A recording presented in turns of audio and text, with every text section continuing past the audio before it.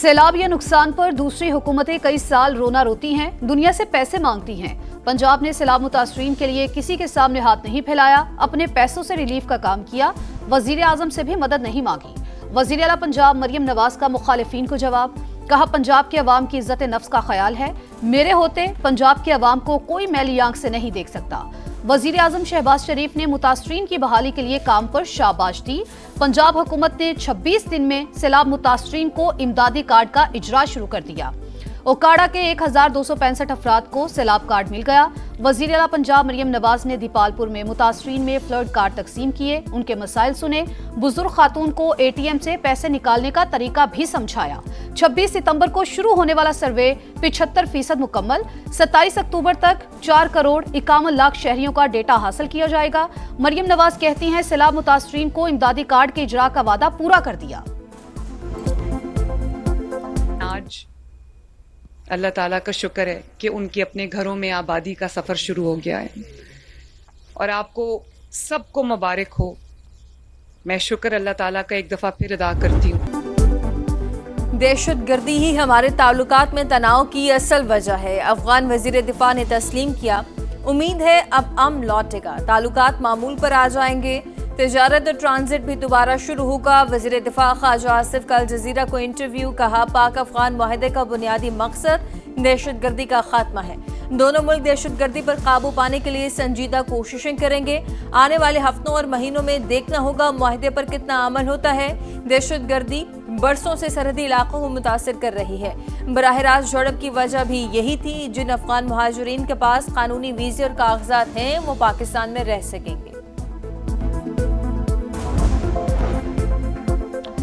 Saudi अरब और चीन का पाक अफगान जंगबंदी मुआहिदे का खैर मकदम खित्ते में अमन और इस्तेहकाम के जानिब मुस्बत कदम करार दे दिया।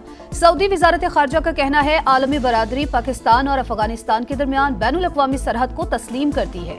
मुस्बत पेशरफ्त दोनों ममालिक की सरहद पर जारी कशीदगी के खात्मे का बायस बनेगा।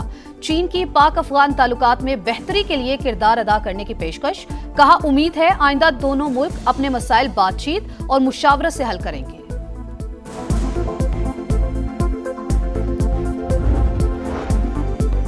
कशीदगी के बाद अफगान बाशिंदों की मुल्क बदरी 23 अक्टूबर के दौरान अब तक 67,500 अफगानों को वापस भेजा जा चुका। शमन बॉर्डर बदस्तूर बंद, दो तरफा तिजारत और पैदल आमदरफ्त भी मुअत्तल, सिर्फ अफगान मुहाजिरीन को वापस जाने की इजाजत।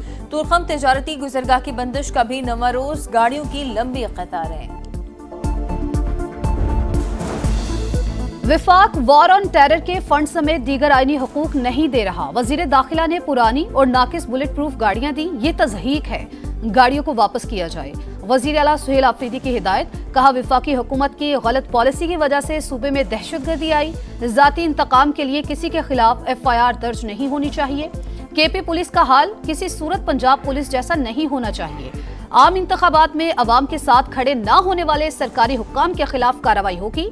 जिस सरकारी मुलाजिम से अवाम मुतमईन नहीं वो अपने ओहदे पर नहीं रहेगा।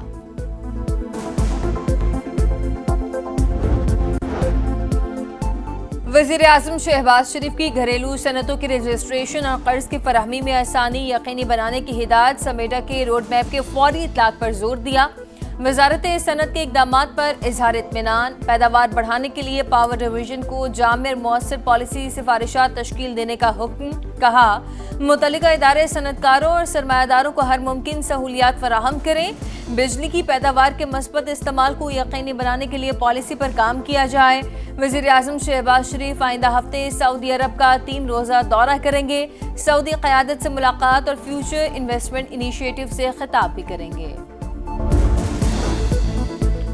वजीर हवाबाजी ख्वाजा आसिफ का बरतानिया के बाद अमरीका के लिए भी जल्द परवाजें शुरू करने का इंदिया। इस्लामाबाद से मैनचेस्टर पहली परवाज 25 अक्टूबर को जाएगी। अमरीका के लिए बराह रास्त परवाजों के हवाले से मुस्बत पेशरफ्त हुई, उम्मीद है जल्द इजाजत मिल जाएगी। कौमी एयरलाइन की निजकारी अब चंद हफ्तों की बात है, इसीलिए मजीद सरमायाकारी नहीं करना चाहते। आपकी ख्वाहिश है केस 24 जजेस सुने, ये नहीं बताया कि ख्वाहिश की तकमील कैसे करें। अभी तक आईनी दलील नहीं दी। अगर बात मान भी लें तो फुल कोर्ट का ऑर्डर कौन करेगा? अगर 8 रुकनी बेंच तरमीम का कदम करार नहीं दे सकता तो फिर वो कौन सा बेंच होगा? 26वीं आईनी तरमीम के खिलाफ दरखास्तों पर आईनी बेंच का सवाल। जस्टिस अमीनुद्दीन ने रिमार्क्स दिए, आइन से बताएं क्या हम ऑर्डर कर सकते हैं। जब तक ये साबित नहीं करते बेंच अहल नहीं, तब तक आपकी दरखास्त नहीं मान सकते। अकरम शेख बोले, दरखास्त को आईनी बेंच नहीं, फुल कोर्ट बतौर सुप्रीम कोर्ट सुने। तरमीम के बाद वाले जजेस के लिए बैठना मुफादात का टकराव है, फिर भी 24 जजेस वाली फुल कोर्ट बना दें, जिसने उठना हो उठ जाए।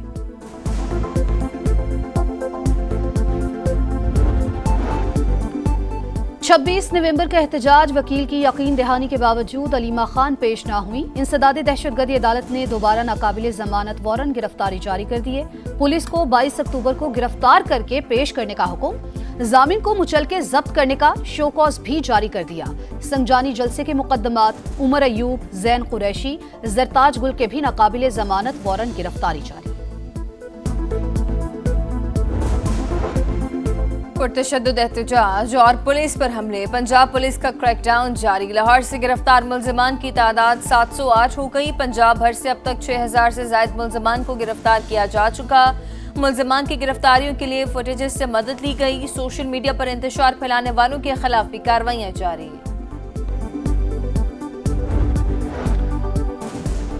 मनफी खबरों के खात्मे से सरमायाकारों का एतमाद बहाल। स्टॉक मार्केट में दौरान ट्रेडिंग 2436 पॉइंट्स की तेजी, 1,66,000 पॉइंट्स की हद बहाल।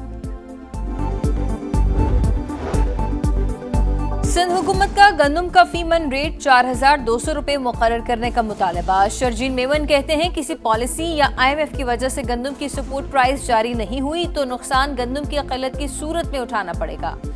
इंपोर्ट पर अरबों का ज़र मुबादला बैरून मुल्क जाएगा। जो सब्सिडी गैर मुल्कियों को दे रहे हैं वो पाकिस्तानी किसान को क्यों नहीं दे सकते। टमाटर की खरीदारी जेब पर बहुत भारी। जेहलम में कीमत 700 रुपए फी किलो तक पहुंच गई। कराची में 550 से 650 रुपए फी किलो में दस्तयाब। गुजरावाला 580, फैसलाबाद 500 और मुल्तान में 450 रुपए फी किलो में फरोख्त। लाहौर, पेशावर, कोयटा और दीगर शहरों में भी सब्जियों के निर्ख आसमान पर।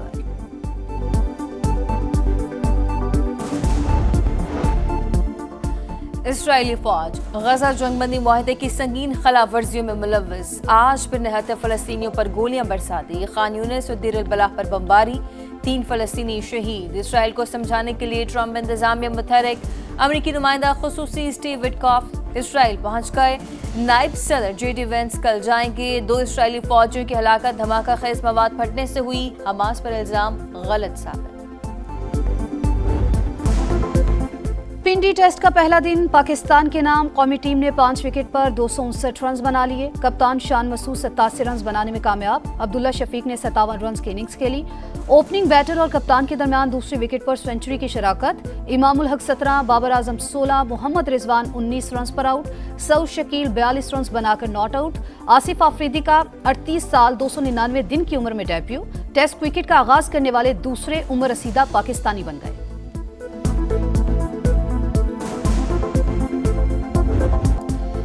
इंग्लैंड ने न्यूजीलैंड को दूसरे T20 में 65 रन से हरा दिया। इंग्लिश टीम की तरफ से सॉल्ट के 56 गेंदों पर 85, ब्रूट के 35 गेंदों पर 78 रन। मेजबान टीम 237 के ताक़ुब में 171 रन बना सकी।